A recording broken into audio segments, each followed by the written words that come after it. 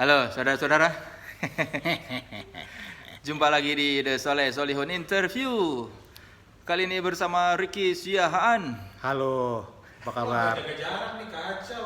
Jaga jarak, Iya, no. bisa. Kan outdoor, semi outdoor. Dropletnya menyebar ke sana. Bersama yang belum tahu, Ricky adalah gitaris Seringai. Yes, saya gitaris Seringai, tapi saya sudah kenal Soleh sejak zaman 2000-an awal di berbagai jenis kesempatan dan institusi. Ya lah ya, wartawan kita dulu bersama-sama. Ki, yang membuat lu jatuh cinta sama gitar itu apa?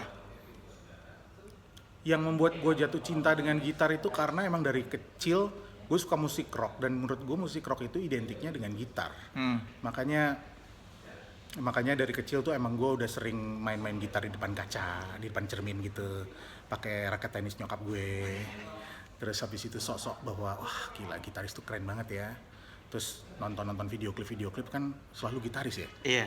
Si Slash gitu atau apa Mick Mars kok, dan musik rock tuh kan gitar yang di depan gitu kan. Ya ada alasan kenapa Hard Rock Cafe logonya gitar kan gitu. Gitu. Jadi Bukan drum ya. bukan drum, bukan keyboard gitu, tapi gitar gitu, karena emang rock tuh itu gitu. Dan dari situ kayak no turning back gitu loh, udah kayak nggak ada, udah titik perubahan gue tuh di situlah pas masih kecil itu. Tapi gue belum bisa main gitar. Umur berapa itu? Itu gue umur SD lah, kelas 4 gitu, kelas 4 SD tuh. Tapi gue baru bisa main gitar tuh justru telat sebenarnya, kelas 1 SMA. Kelas 1 SMA Karena gara-gara gue ngeliat Awan Sore. Awan basisnya Sore. Itu dulu sekelas sama gue waktu SMA kelas 1. Terus gue melihat dia, kalau dia sering banget dulu di sekolah. Awan tuh beda banget ya, ini Awan kelas 1 SMA beda banget sama Awan yang sekarang lo lihat gitu, yang lebih kayaknya wise, terus sangat apa, religius gitu kan, mendalami teologi kayak gitu kan Awan. Nah, sekarang dulu tuh enggak, dulu tuh dia rapi, wangi, pakai parfum, cakep, kasep gitu. Terus selalu sering banget bawa gitar kelas akustik ke sekolah. Terus dia sering main gitar gitu di kelas gitu, sering main gitar, terus dikelilingi sama cewek-cewek gitu. Cewek-cewek cakep gitu, tau gak lo, nyanyi lagu apa, orangnya humoris, main gitar, Awan gitu. Nah itu tuh sebenarnya agak sedikit ini, tau gak lo, waktu gua masih SMA yang aku ingin seperti itu gitu. Gitu. Jadi ya, didasari keinginan ingin memberikan impresi ke lawan jenis. jadi sebetulnya di antara semua gitaris pujaan lu tuh adalah Awan Garnida, basis Sore yang bikin lu pengen belajar gitar ya? Iya, ingin menyukai gitar udah, tapi Iya. ingin memainkan gitar Iya. secara sebenarnya. Gue kayaknya ingin mencoba bermain instrumen ini gitu, secara ini. Jadi dia tuh yang menginspire gue. Nah, tapi habis itu ya udah gue belajar sendiri, beli gitar kopong, belajar sendiri, memainkan lagu-lagu yang gue suka, which is lagu-lagu yang sangat kutubnya berbeda dengan Awan.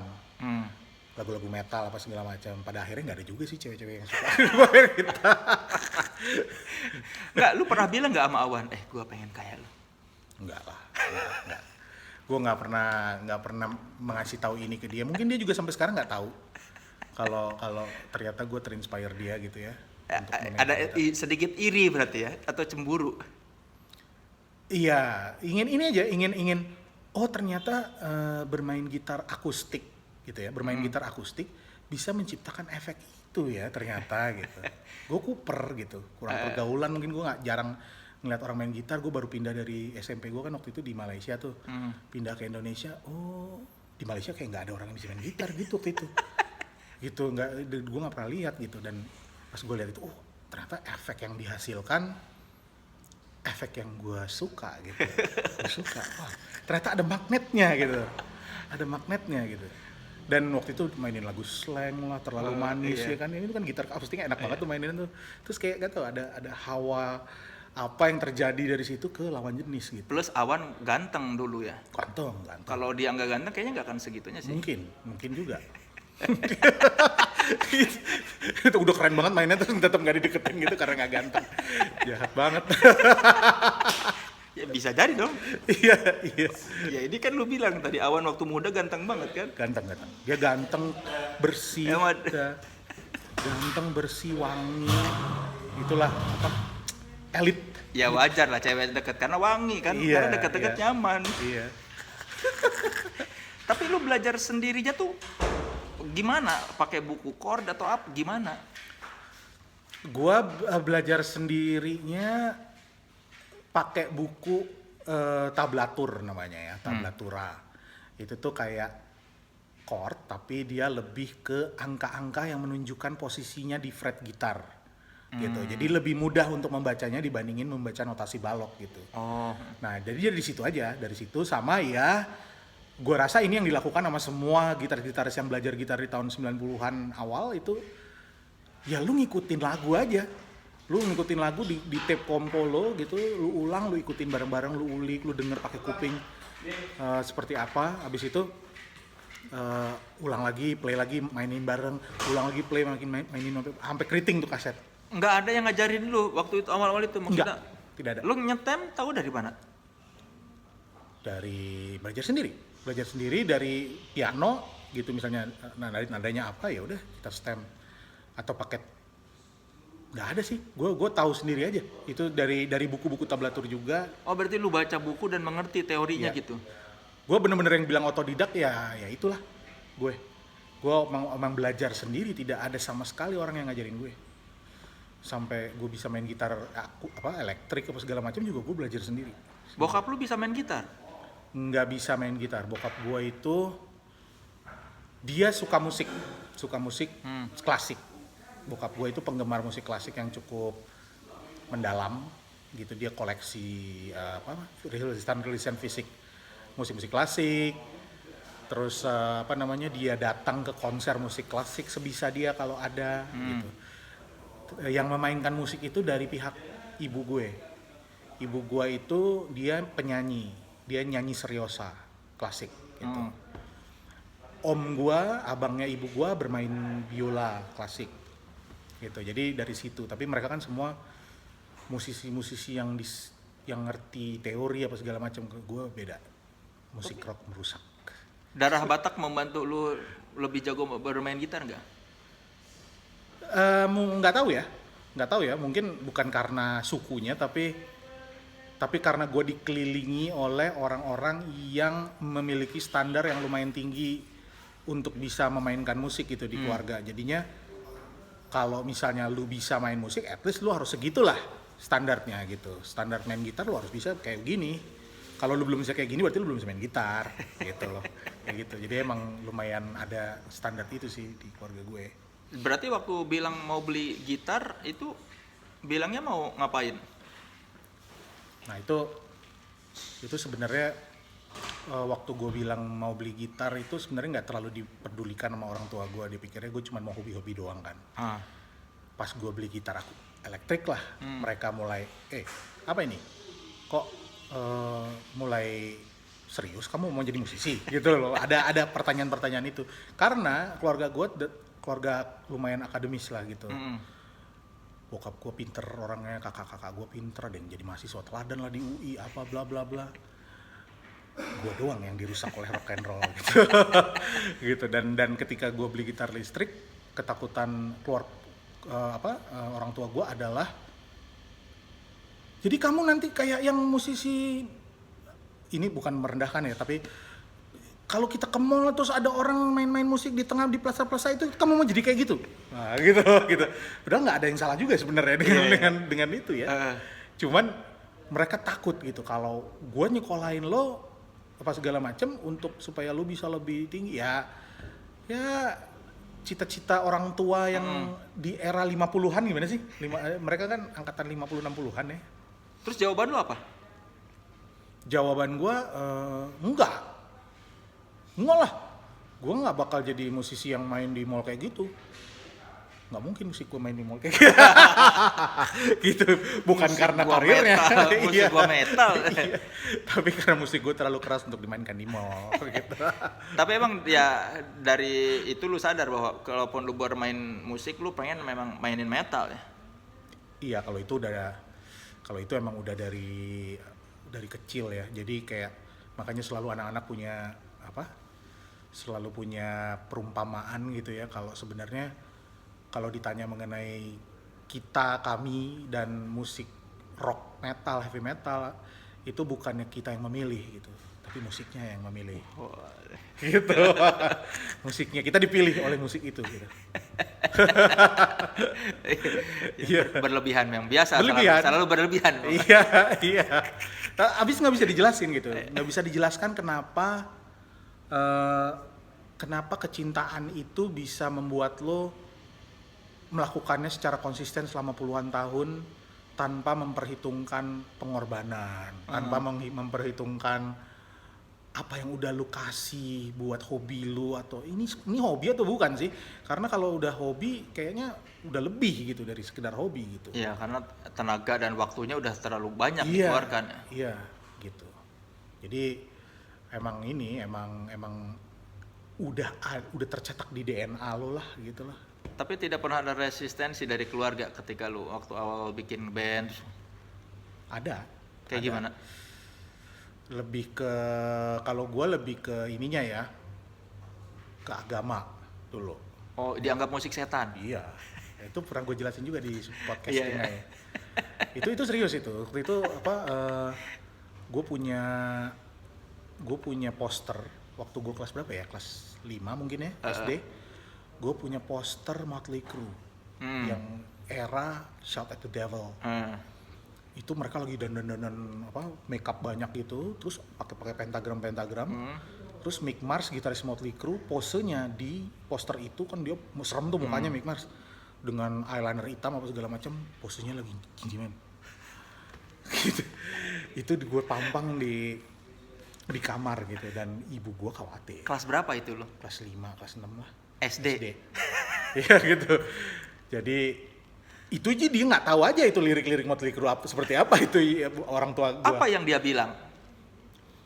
Dia bilang, kamu hati-hati, kamu waspada, karena setan itu bekerja bukan cuma God works in a mysterious way, tapi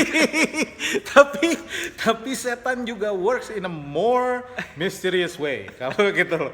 Jadi gue dikasih tahu lah, gue dikasih buku gitu mengenai itu. Serius men, Buku musik setan. buku awas musik setan itu gitu, dan di situ gue baca bahwa wah ternyata ada yang namanya, tapi kan itu semua konspirasi ya. Dan dia bilang katanya kalau Led Zeppelin piringan hitamnya dulu puternya dibalik arahnya, itu bisa ada pesan-pesan satanik gitu kan. Beatles juga katanya begitu, terus Queen lah, apalah siapa gitu-gitulah, yang justru membuat gue semakin tertarik. Keren juga. Iya. Mana coba. Gitu ya, gimana ya, lu masih adolescent ya gitu, masih kecil gitu kan, ya lu tertarik dengan hal-hal yang tidak biasa dan menuju ekstrim gitu. Tapi usaha lu buat mengcounter itu apa? Nggak ada sih, gue berusaha ya kayak anak kecil gitu. Enggak kok nggak setan. Nih ada nih striper, nih ngomonginnya Kristen loh, gitu. ya kan, gue berstrategi gitu. Ini Kristen loh, gini-gini. Nyokap gue yang oh iya ya, bener juga gitu, gini-gini. Jadi gue under the radar lah, di bawah radar lah gue. Ini, tapi tetap gue mendengarkan Motley Crue segala macam, dan nyokap gue nggak bisa menghentikan gue sih. Pada saat apa nyokap lu akhirnya pasrah? Udahlah, kayaknya susah. Kayaknya SMP gitu udah pasrah dia. Kayaknya dia lebih bersyukur kalau gue punya tertarik sama sesuatu yang sampai gue ngulik banget gitu loh, yang passion gitu, gue punya passion terhadap sesuatu. Dan nyokap gue kayaknya appreciate itu juga gitu, dibanding berusaha untuk mengekang gua untuk supaya tidak mencintai musik atau musik metal. Dia lebih membiarkan gua melakukan aktivitas-aktivitas itu ketika gua kecil, supaya gua bisa menghabiskan waktu gua di hal-hal yang inilah, yang positif lah. Sedangkan gua nggak keluar kelayapan pulang pagi atau apa, nongkrong atau ribut-ribut di jalanan atau apa kan. gara-gara musik juga gitu. Di kamar lagi ngulik lagu, dengerin lagu gitu. Iya. Jadinya ya udahlah, nggak apa-apa. Gitar listrik pertama lu apa? Gitar listrik pertama gue Fender Stratocaster. Dibeliin bokap gue waktu itu kelas 1 SMA menuju kelas 2. Gue baru mulai main band waktu itu di SMA gue. Berapa tahun lu punya gitar Fender? Kayaknya cuman 2 tahun. 2 tahun terus gue beli Gibson. Ada Gibson gitar merek Gibson. Terus nggak pernah berubah. Kenapa? Apa yang membuat lu jatuh cinta sama Gibson? Suara ininya sih, tone-nya ya. Ada tone di Gibson yang lebih cocok untuk musik rock dan metal gitu dibandingin Fender gue waktu itu gitu. Jadi gue kayaknya sejak gue memiliki gitar listrik dan main gitar elektrik itu gue udah dikutuk dengan keinginan gue terhadap tone gitar gitu. Jadi itu gue meminjam kata-katanya si Eros Silon Seven. Dibilang kayaknya gue dikutuk deh mengenai kesempurnaan tone gitu. Dia senangnya Fender ya? Iya, Fender. Dan Fender itu dia bisa memiliki berbagai Fender gitu, ada 10 Fender karena dia mencari satu tone tertentu yang ada di kepalanya gitu. Nah, gue sebenarnya agak gitu sih. Iya. Makanya begitu gue ngobrol sama Eros terus dia ngomong kayak gitu, gue bisa relate dengan lo. Kok gue juga mengalami itu gitu. Jadi kayak nggak asal bunyi tapi gue kayak udah punya inilah gitu di kepala gue. Nih harusnya nih tone yang gitar yang gue pengen yang ini kan tuh yang kayak gini gitu. Ya, ini obrolan gitaris lah ya yang kalau kamu tidak pahami sama. Ya. Nerd lah ini, nerd. Geek lah ini. Obrolan seperti ini. Tapi berarti gitaris idola lu nggak ada yang bermain Fender? Gitaris idola gue ada yang bermain Fender. Kayak Metallica dulu main Fender juga. Si Kirk Hammett main pakai Fender. Terus ada lagi Justin Broderick, Godflesh tuh pakai Fender. Banyak sih, Sonic Youth pakai Fender, Smashing Pumpkins, Billy Corgan pakai Fender. Ada, cuman untuk kalau gua main gitar itu kayak kurang aja gitu. Kurang memadai lah buat mau ngejar apa yang gue inginkan gitu. Umur berapa lu merasa gua pengen bikin band serius? Pengen bikin band serius itu kayaknya dari SMA deh. SMA tuh sebenarnya gue udah pengen serius main band, maksudnya nggak pengen cuman buat manggung-manggung bawain lagu orang gitu. Tapi waktu itu gue SMA kan gue punya band bersama Desta kan. Nah, Desta terus ada teman-teman SMA gue yang lain, kita bawain lagu orang sih gitu, Smashing Pumpkins gitu-gitu. Cuman waktu itu kan kayak skena independen lah di Jakarta tuh lagi menggeliat lah gitu kan, lagi menggeliat. Dan salah satu buktinya adalah lu harus merilis karya gitu. Nah dari situ tuh gue mulai, wah gue pengen main band dengan serius dalam artian bikin lagu sendiri, terus rilis album gitu-gitu. Gue mengajak si Desta dan anak-anak ini untuk yuk kita seriusin nih. Kita punya lagu-lagu dan kita sempat rekaman kok. Ada tapi hilang sekarang masternya kemana. Jadi dulu Chapter 16 nama bandnya. Musiknya kayak Smashing? Nggak kayak Smashing amat juga sih. Indie rock. Gitarnya kenceng gitu ya, kayak Smashing Pumpkins kenceng gitu gitarnya. Tapi campuran mungkin antara agak Weezer campur dengan Smashing Pumpkins. Campur dengan ada Hum gitu, ada band luar namanya Hum. Kayak gitulah gitu. Nah kita sempat rekaman tuh kita rekaman di Musika Studios kok. Gaya banget. Iya serius. Duitnya dari mana? Patungan gitu. Kita nyewa berapa shift gitu di situ. Terus kita rekam demo gitu. Terus ada lagi di Shailendra tuh, di Rossi Musik tuh. Kita sempat rekaman di situ juga. Jadi visinya sebenarnya nih serius? Profesional gitu, iya. Sempat memang merasa yakin bakal ini Chapter 16 bakal panjang? Tadinya cuman begitu kuliah, misah segala macam kan, si Desta dan kawan-kawan ada yang di IKJ, gue di Trisakti apa segala macam, akhirnya nggak jadilah band ini gitu. Jadi kayak seleranya juga beda lah gitu. Gue juga mulai makin kenceng, maksudnya pengennya main bandnya yang kenceng. Selera sih sebenarnya udah suka yang metal dari dulu, cuman gue pengen main band metal gitu. Ya kalaupun bikin lagu nggak kayak kemarin. Nggak kayak kemarin gitu, iya. Sementara mereka anak-anak ini justru semakin indie, semakin synthesizer, club 80s gitu, gitu loh. Ya gitu. Nah jadi emang udah beda jalur lah gitu. Itu udah ketahuan chapter 16 begitu gua keluar langsung jadi club 80s. Yang menghambat tuh lu. Kayaknya gitu. Kita pengen bikin musik gini tapi ini sesatu ini nih nggak mau deh. Sepertinya sih gitu sih setelah gue pikir-pikir lagi. Bener juga. Ada anak metal satu nih. Berarti kalau lu kuliahnya bareng mereka bisa jadi tuh lu bakal jadi anak antara lu jadi bisa jadi club 80s atau mereka jadi metal ya. Bisa jadi di video klip club 80s yang main bulu tangkis itu ada gua lagi.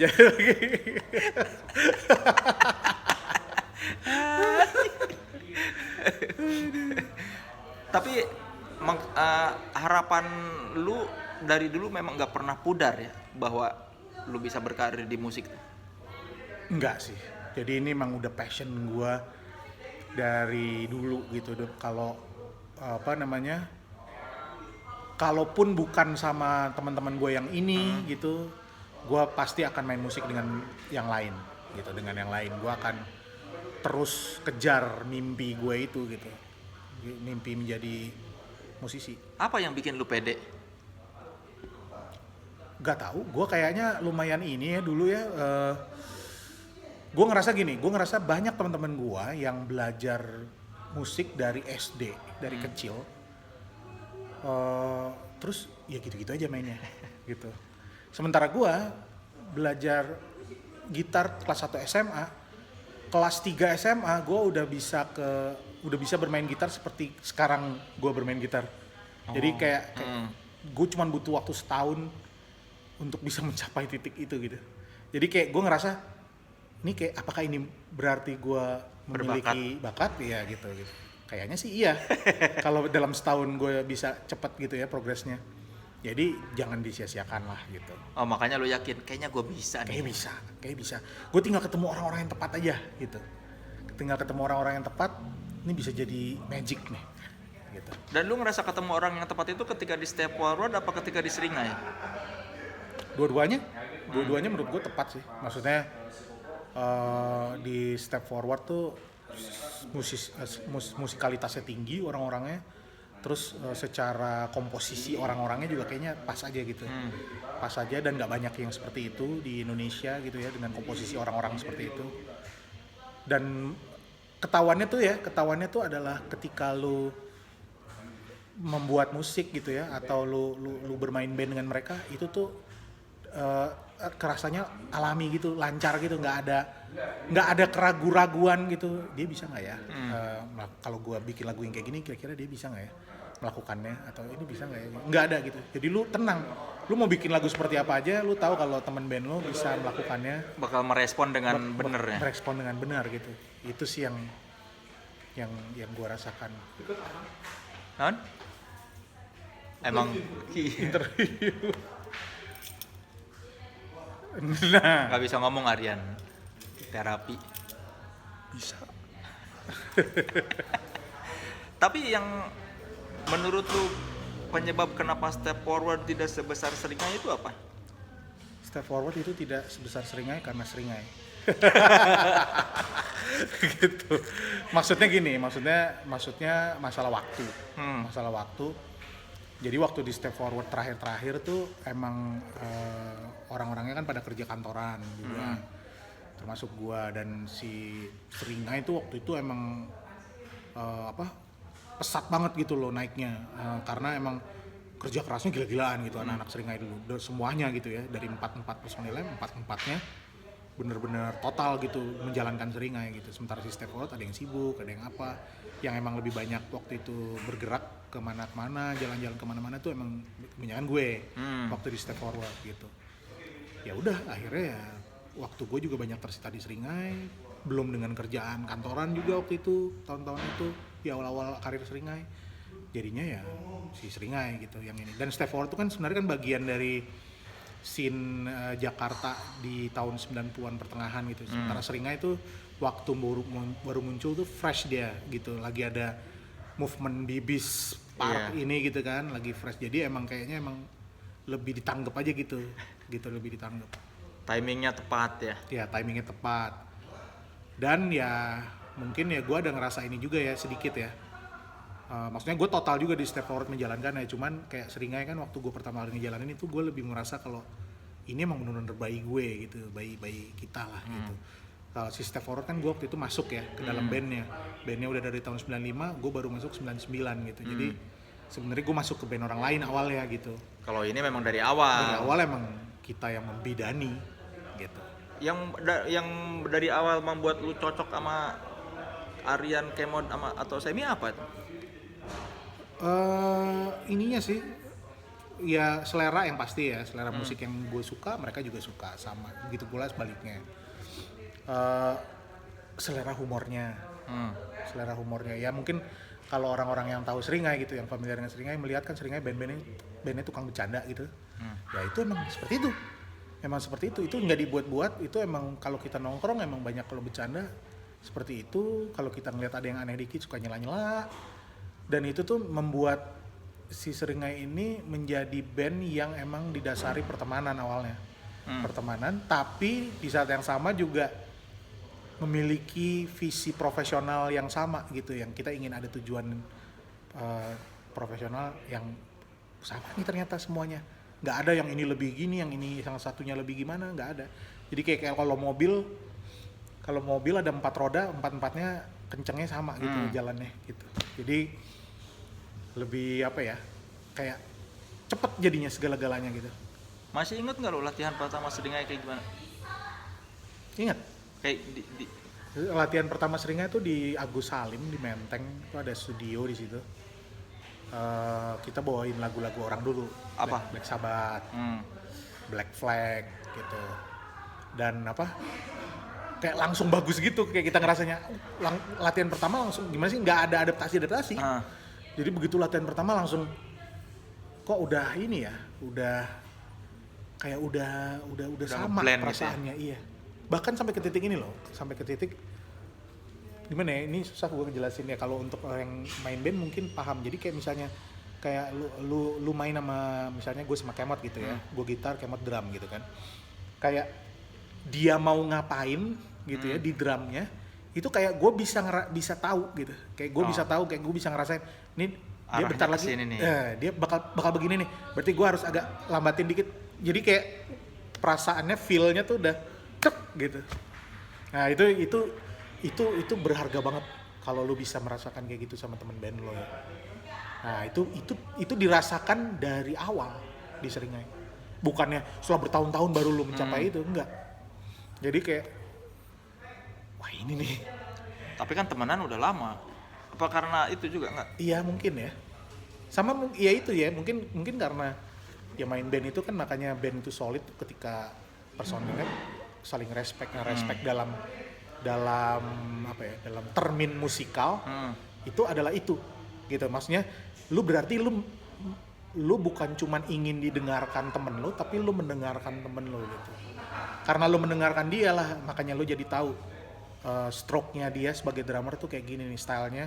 Dia kalau biasanya kalau ngasih di part yang model kayak gini, dia biasanya agak sedikit ditahan sama dia. Jadinya lu juga main gitarnya jadi agak nahan dikit gitu. Itu kan karena lu mendengarkan dia gitu.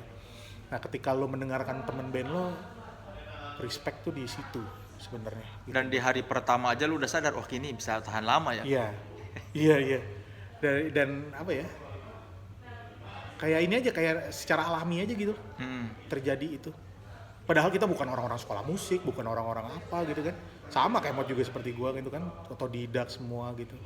Tapi karena itu dan instrumen gue sedikit, jadinya begitu kita lock gitu dalam sebuah lagu gitu, ngelock itu powernya terasa sama kita semua. Wah ini solid ya gitu main bandnya. Komentar orang tua lu setelah bertahun-tahun akhirnya lu bikin lagu, apa kata mereka? Kalau orang tua gua sih nggak terlalu memperhatikan sih. Mereka kayaknya membiarkan aja. Nggak tahu anaknya Nggak musiknya tahu. kayak gimana. Itu tau nggak, selama 2002 sampai 2020 ya, 18 tahun ya Seringai ada, belum pernah sekalipun orang tua gua nonton Seringai. Sekalipun. Lagunya diputar di rumah pernah nggak? Enggak. Ya sekilas-sekilas.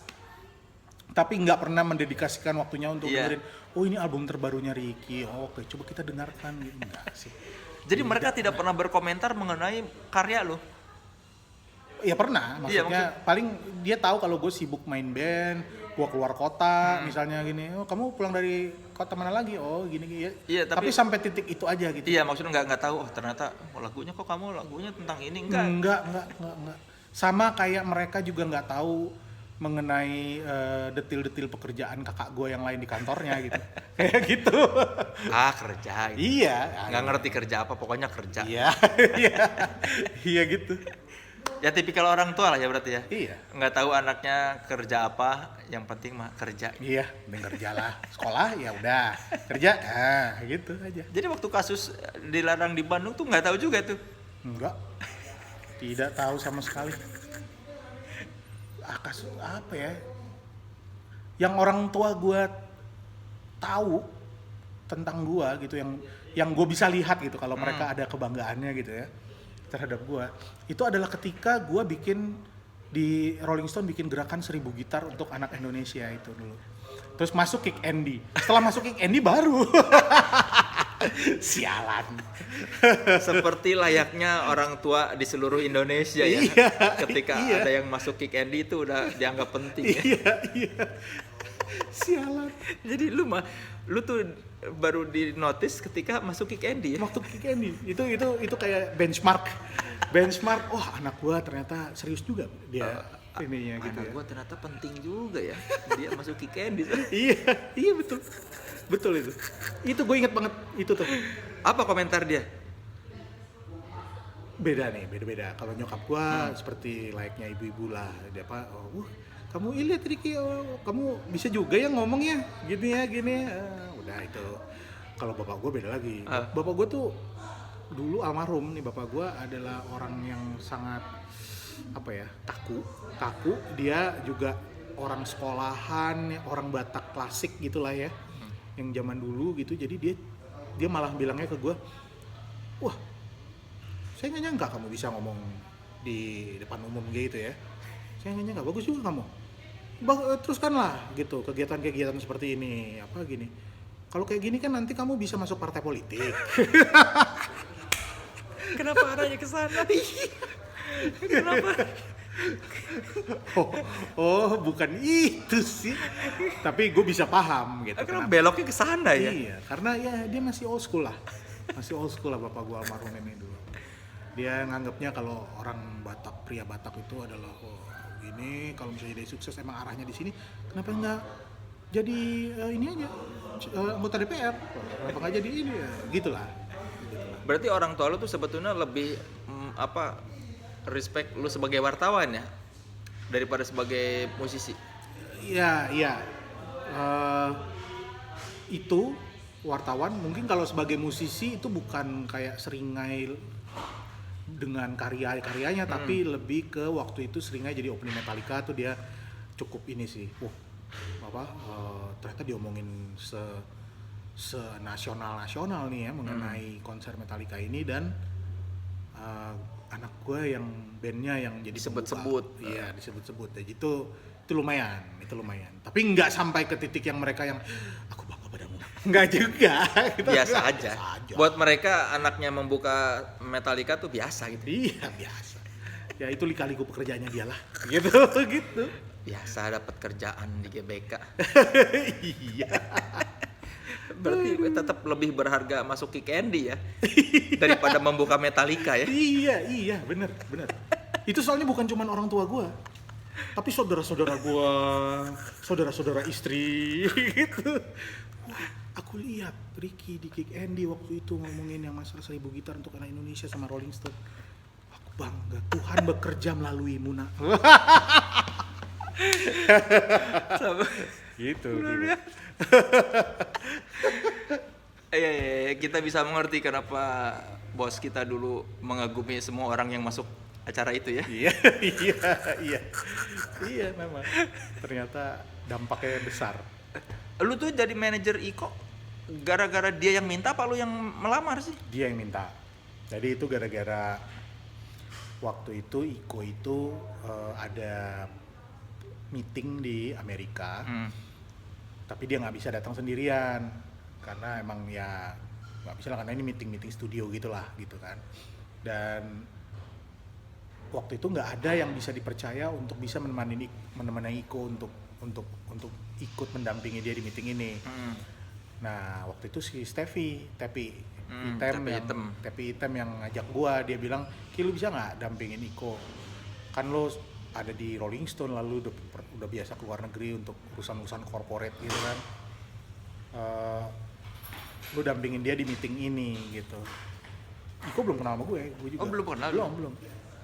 Terus terus gue bilang, ya udah boleh deh.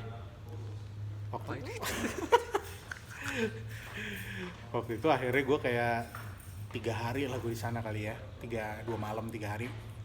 Itu gue ke Amerika bersama dengan Iko, gue kenalannya itu di bandara.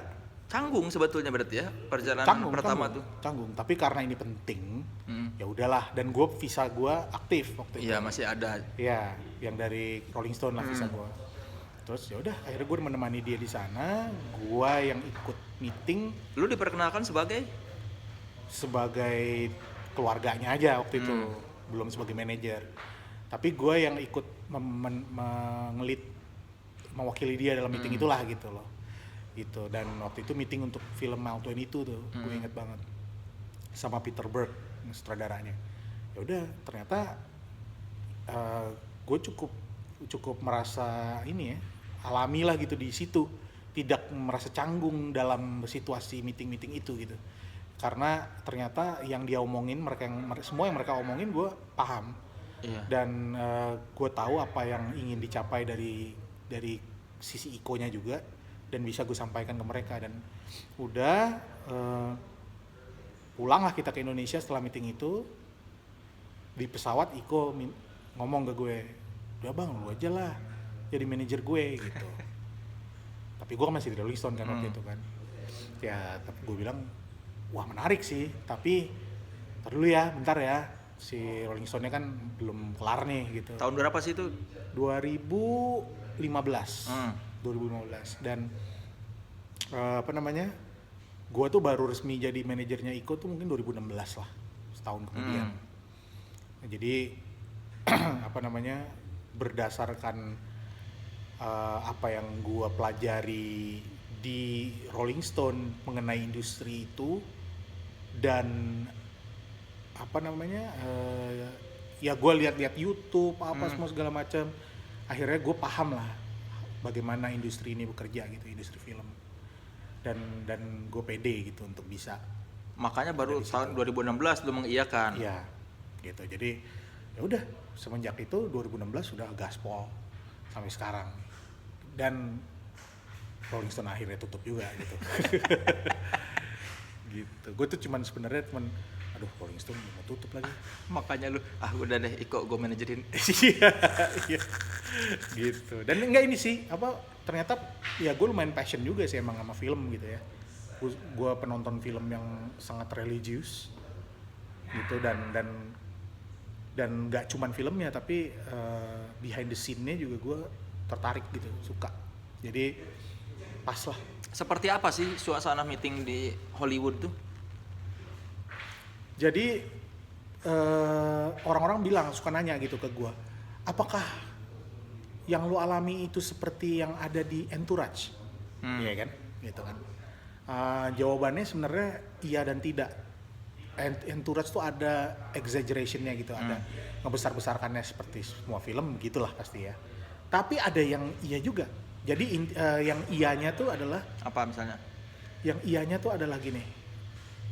Semua orang itu bekerja keras, bekerja cerdik untuk bagaimana caranya lu menjadi orang yang ada di dalam ruang meeting itu bersama studio eksekutif itu. Gitu. Dapat meeting aja udah syukur gitu ya. Yes. Gitu. Jadi ketika Iko emang udah namanya udah harum karena The Raid, karena Merantau, The Raid 1, The Raid 2 dan film itu sangat fenomenal, itu membuat perjalanan kami ke dalam ruang-ruang meeting itu lebih dimudahkan.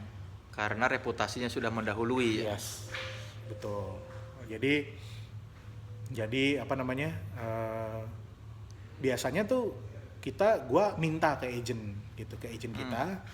Gua minta, misalnya gue punya tahu kisi-kisi kalau ini film ini lagi di-develop loh, misalnya. Film ini lagi di-develop apa ini gimana? Bisa nggak lo set meeting gitu? Oh bisa, ternyata emang dia juga pengen ketemu sama Iko. Nah gitu, oh ya udah. Itu pernah tuh gue dalam sekali perjalanan tuh gue ke LA waktu itu sama Iko, dalam sehari kita meeting sampai 8 kali. Gila. Dengan produser yang berbeda. Dengan produser yang berbeda. Ada yang headnya apa namanya? Legendary Pictures gitu, yang bikin ini, yang studio eksekutifnya. Ada yang punya company yang bikin Fast and Furious. Ada adiknya Vin Diesel yang produsernya Fast and Furious juga. Terus ada siapa lagi waktu itu ya? Ini apa?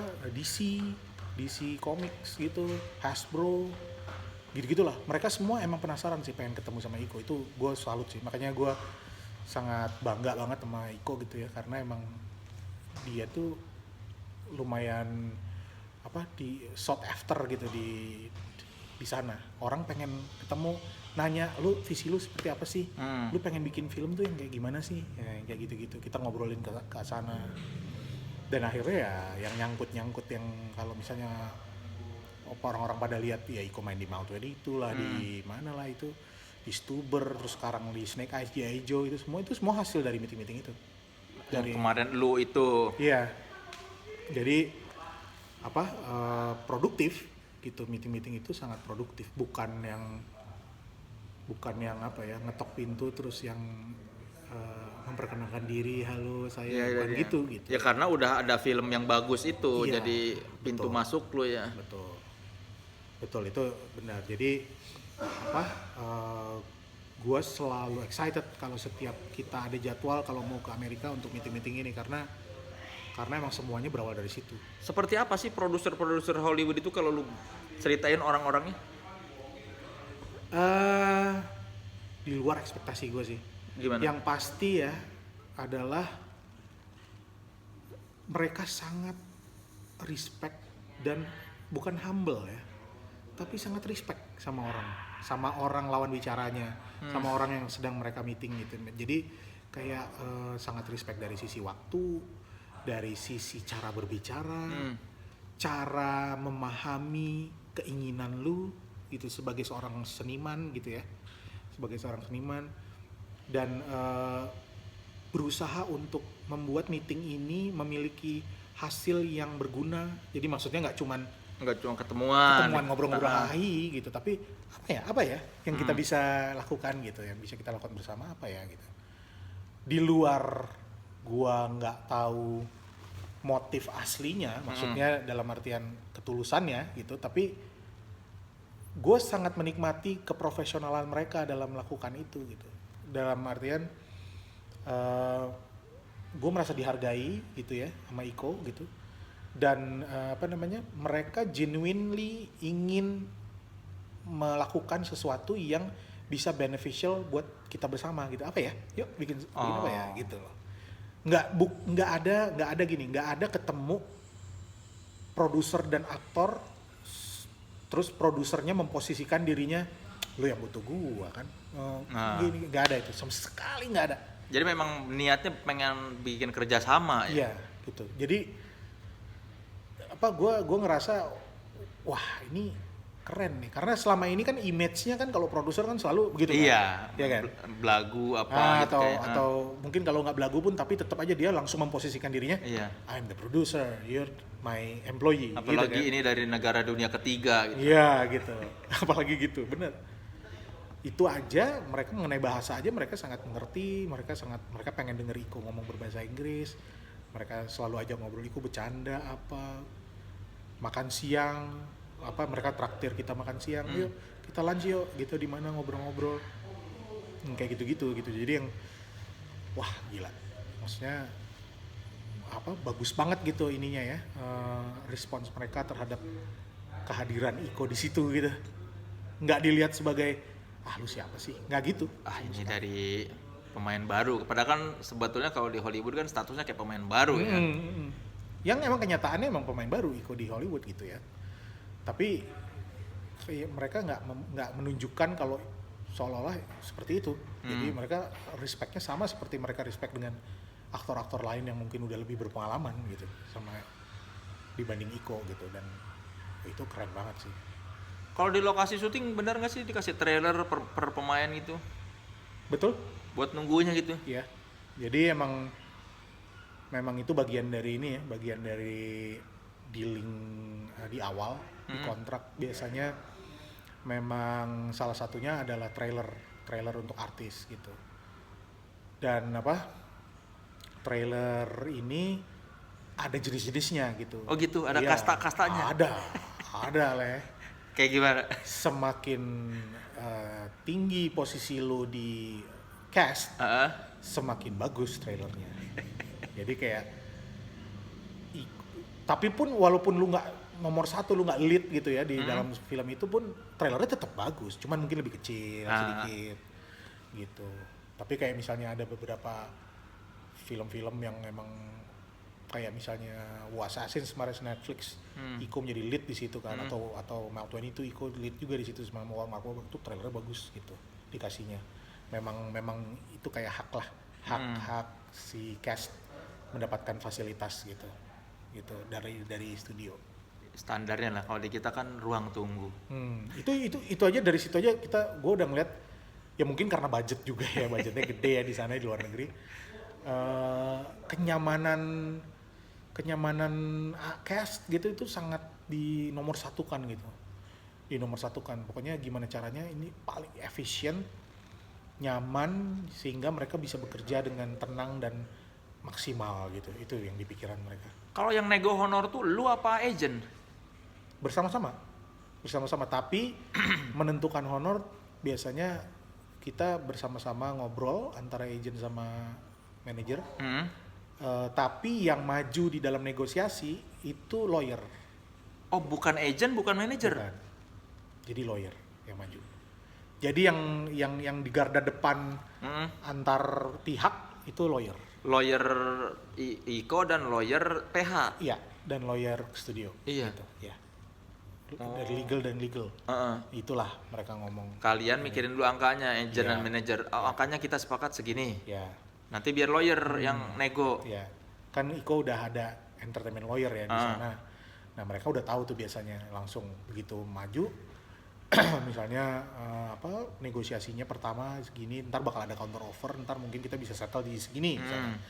Terus habis itu ada yang lain-lainnya gitu, ada yang lain-lainnya seperti trailer, inilah apartemen yang harus disediakan atau kamar hotel atau apa, bla bla bla, uang per diem apa bla gitu-gitu.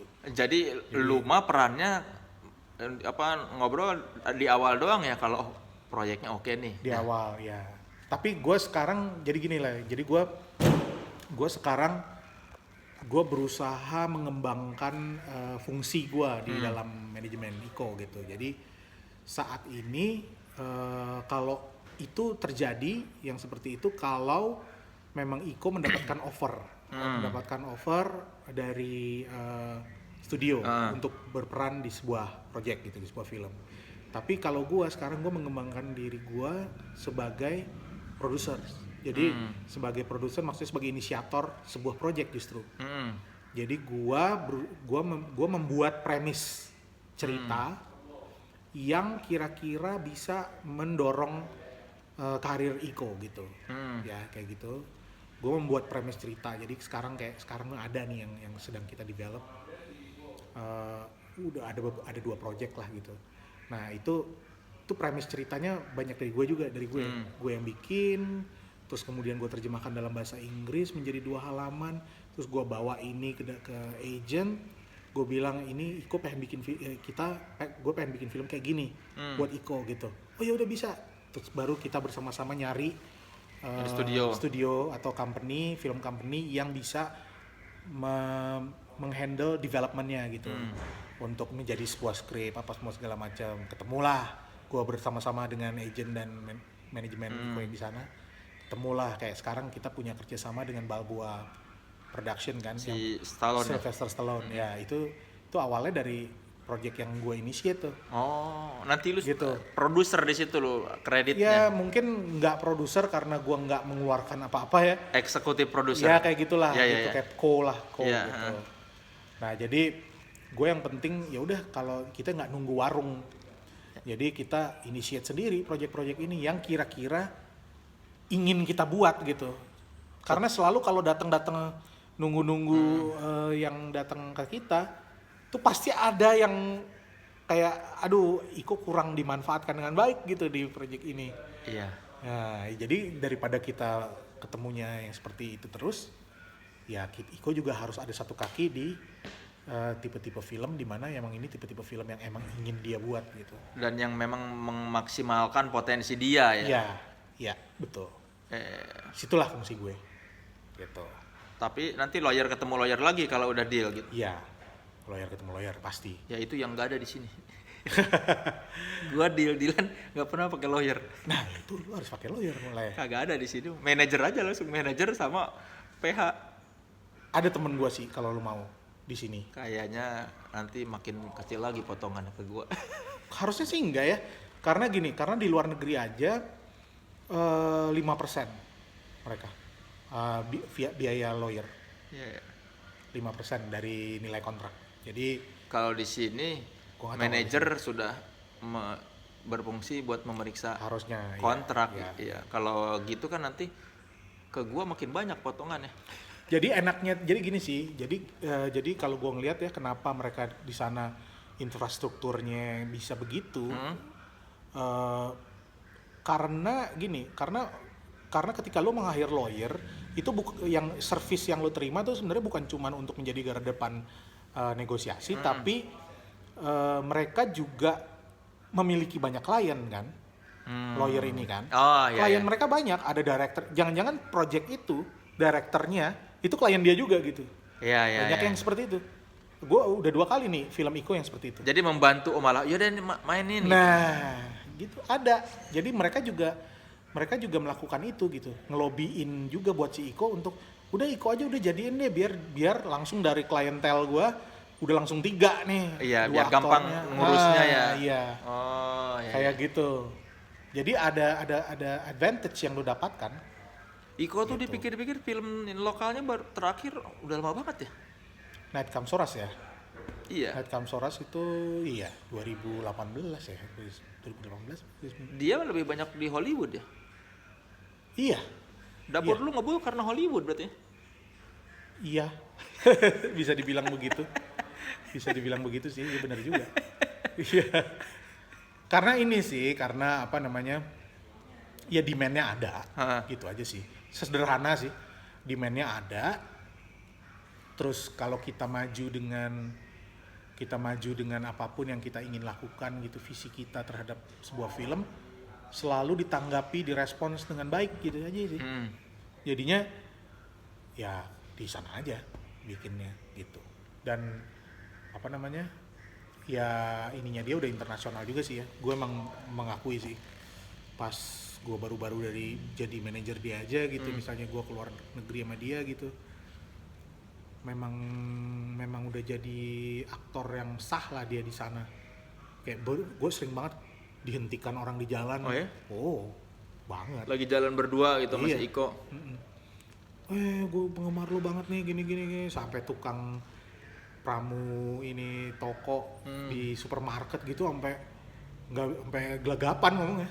dia gitu. Nah gue yang wah berarti emang The Raid tuh dampaknya gila gitu. Sampai masyarakat awam di Amerika mengenali dia ya. Iya. Ya inilah apa dilulukan lah dia gitu. Iya, orang kan nggak tahu, maksudnya orang Indonesia kan nggak tahu Iko tuh seberapa ini dikenal di sana ya. Ternyata memang beneran dikenal ya. Sangat. Khusus intinya kalau ada orang mungkin punya ketertarikan terhadap film action, Pasti tahu Iko. Kemungkinan besar tahu dia pasti. Kalau di luar negeri gitu ya. Di Inggris apalagi di Inggris dia kayaknya lebih kencengnya di Inggris sih dia si Iko. Karena emang The Raid waktu itu dipromosikannya di Inggris kenceng juga. Karena si Gareth-nya orang Inggris. Karena ya. Gareth orang Inggris juga, iya betul. Jadi kayak ada pride-nya lah gitu kan. Gitu. Kenceng sih dia. Makanya bangga sih gue ngeliatnya, wah gila. Hebat juga nih udah sampai. Kayak misalnya waktu Maltuen itu kan gue ngikutin dari PR company-nya gitu untuk marketingnya Iko di sana. Itu di sekujur LA gitu ya atau di kota-kota lain pun itu ada poster film yang memang Iko doang. Iko aja gitu.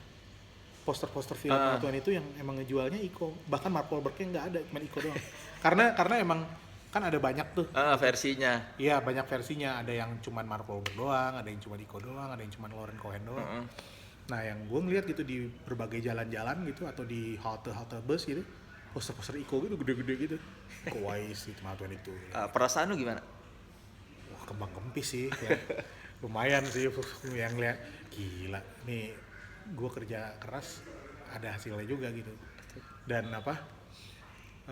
lebih ke pencapaian itunya sih, maksudnya gila ternyata emang bisa juga ya gitu, bisa juga ya sampai titik ini gitu. Cuman memang ini sih memang anomali lah bisa dibilang ya. Yang nggak semua orang Indonesia bisa kayak gitu lah ya. Gue nggak tahu jawabannya, tapi ketika dibilang gue sering ditanya gitu kan, gue sering ditanya sama orang, mungkin nggak sih ada Iko Uwais lagi berikutnya, Iko Uwais berikutnya dari Indonesia gitu ya. Nah itu gue susah tuh jawabnya. Gue rasa mungkin bisa iya bisa enggak, tapi kebanyakan enggak sih. Bukan karena masalah skill silat ya, karena ini ternyata lebih besar dari hanya sekedar itu gitu. Setelah gue iniin gitu, jadi pertama ternyata untuk berkarir di luar negeri lu nggak cuman jago acting atau silat, tapi lu harus punya infrastruktur yang memungkinkan untuk lu berkarir di Amerika atau di luar negeri itu secara administratif ribet. Seribet apa? Ribet dan mahal. Jadi visa kerja itu mahal banget lah. Visa kerja itu mahal. Itu satu. Ketika lu setiap di hire untuk bekerja di luar negeri, studio harus membayarkan perizinan visa dan lain-lain itu mereka ngeluarin ekstra uang tuh gede untuk Iko. Jadi berarti emang harus worth it banget nih orang sampai ngeluarin biaya lebih ya. Iya, betul. Yang harusnya nggak dikeluarkan buat pemain lain. Betul. Kemudian ada masalah-masalah administratif lain gitu, kayak misalnya perpajakan lah, apa semua segala macam, yang membuat lu harus memiliki company misalnya di luar negeri. Memiliki company di luar negeri itu nggak semudah itu. Orang Indonesia yang yang tidak memiliki green card misalnya gitu ya, nggak bisa men-set up company. Sementara ketika lu ingin mudah secara administratif, ada baiknya lu punya company di situ.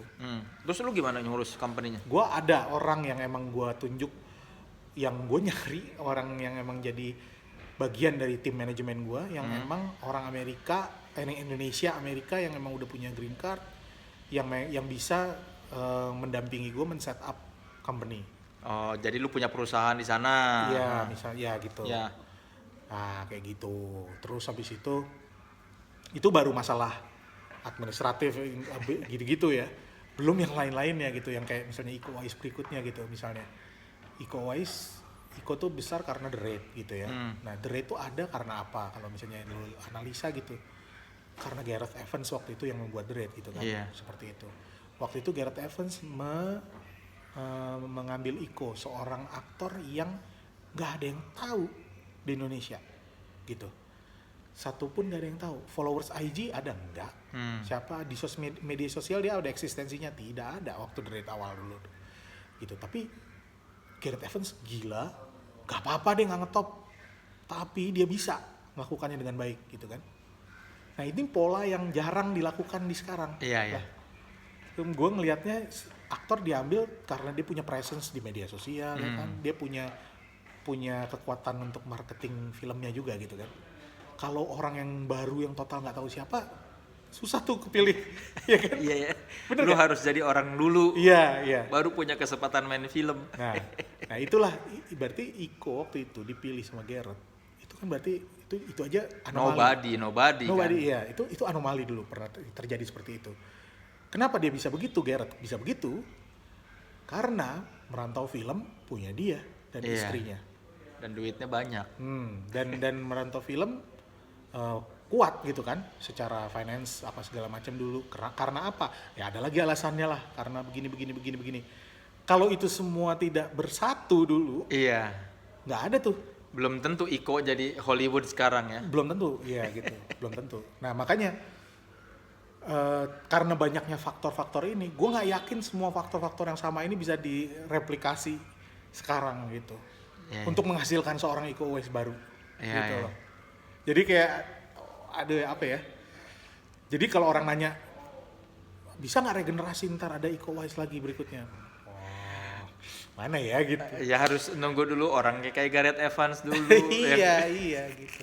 Ya sebuah karya yang fenomenal itu kan harus ada unsur-unsur gilanya kan, harus ada nekat dan gilanya. Kalau aman-aman aja nekat dan ya Gareth kan duitnya waktu itu banyak, promonya segala macam. Tapi semua alumni The Raid laku ya. Berhasil sukses mereka. Ya, berhasil. Karena memang filmnya bagus banget sih, emang bagus banget, memang fenomenal, terobosan. Semua orang sampai sekarang pun kalau misalnya gue lagi berada di luar negeri misalnya sama Iko gitu, bersama teman-teman gue yang misalnya di sana gitu ya, orang-orang Amerika, orang-orang stunt, orang-orang apa, itu sampai hari ini tuh masih membedah The Raid gitu. Oh dia tuh dulu begini, sampai sedetil mungkin gitu, bahwa ini kenapa adegan ini bisa begini gitu. Film itu dianggap sebagai penghormatan total untuk profesi stuntman gitu. Jadi sangat menghormati profesi stunt dan koreografer gitu.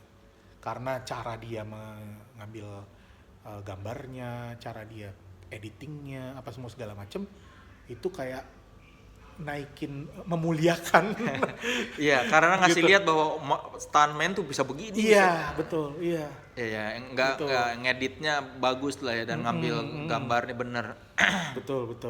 Itu seperti itu sih yang gua rasakan ya, yang di luar. Jadi emang impact-nya tuh gila. Udah jadi kayak apa ya, kalau film lain tuh apa ya? Sesuatu film independen yang cult yang sampai segitunya tuh jarang juga sih sebenarnya. Gitu. Suasana red carpet di luar negeri kayak gimana sih, Ki? Seperti yang lu lihat di layar kaca sih. Maksudnya lu udah dipersiapkan untuk melewati red carpet sama PR company-nya, lu udah di brief untuk bahwa nanti akan ada wawancara, terus kemudian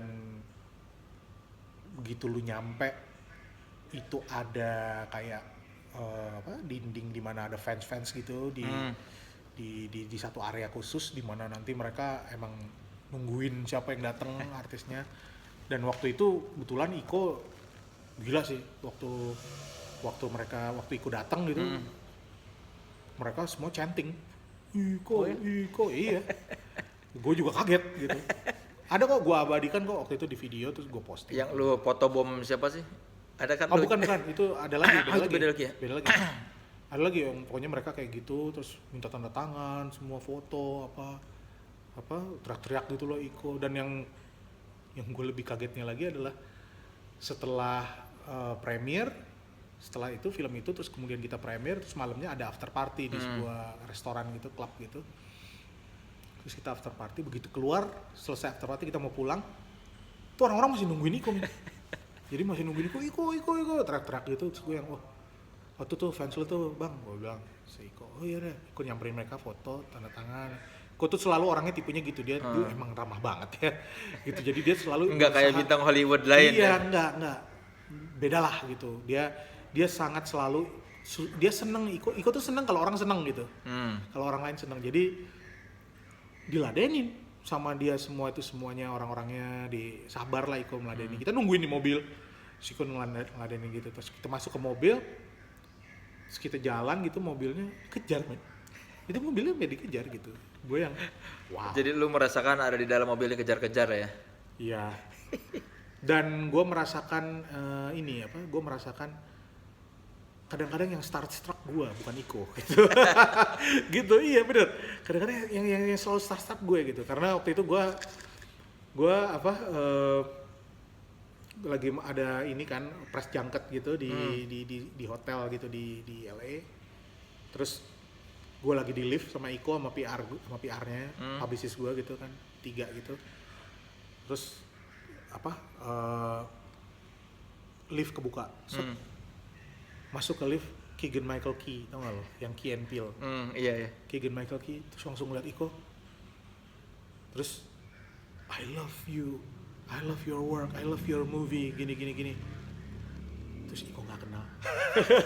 Iko nggak tahu. Lu kasih tahu. Gue kasih tahu ini Keegan Michael Key and Peele. Oh iya, kayaknya gue pernah denger deh. Key and Peele yang komedi itu. Iya. Oh, I love your work. Gitu kata si Keegan Michael Key. Terus Keegan Michael Key ngeliat gue lagi pakai kaos Bad Brains. I love your shirt. Dia bilang gitu. Terus gue starstruck gitu yang anjing Keegan Michael Key. Udah keluarlah Keegan Michael Key. Dia cuma naik 1 lantai gitu. Terus kita naik lagi ke lantai berikutnya. Terus kebuka lagi lantai berikutnya. Ada orang mau masuk. Yang di depan lift, yang lagi nunggu lift, Seth Rogen. Dia lagi promosi film lain lagi. Di dalam gedung itu banyak yang promo? Banyak yang promo, banyak yang press junket gitu di hotel itu. Gitu. Seth Rogen dari luar lift gitu. Hey, The Rain, I love you man, I love you. Gitu.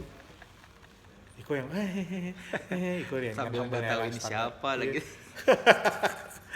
Halo gini. Gue bilang anjir.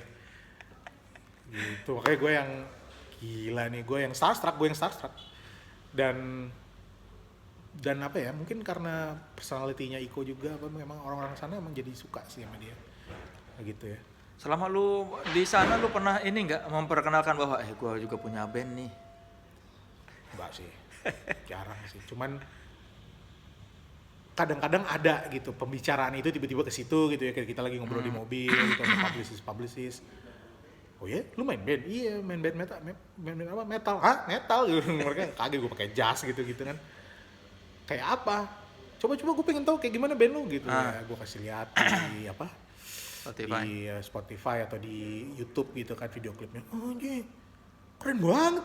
Gitu. Emang lu udah sering manggung? Si Iko suka bilang tuh loh, dia bukan Metallica di Jakarta. What the fuck? Ya orang-orang sana, menurut mereka opening Metallica tuh something big gitu. Ya emang something big sih, kayak buat kita juga. Buat gue juga, cuman mereka impress dengan dari situnya. Cuman ya itu cuman inilah ya.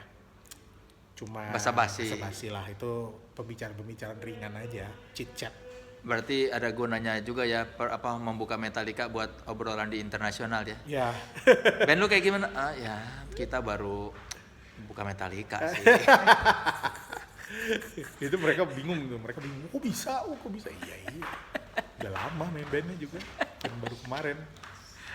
Udah makin gelap kayaknya nih. Ya udah. Thank you, Le.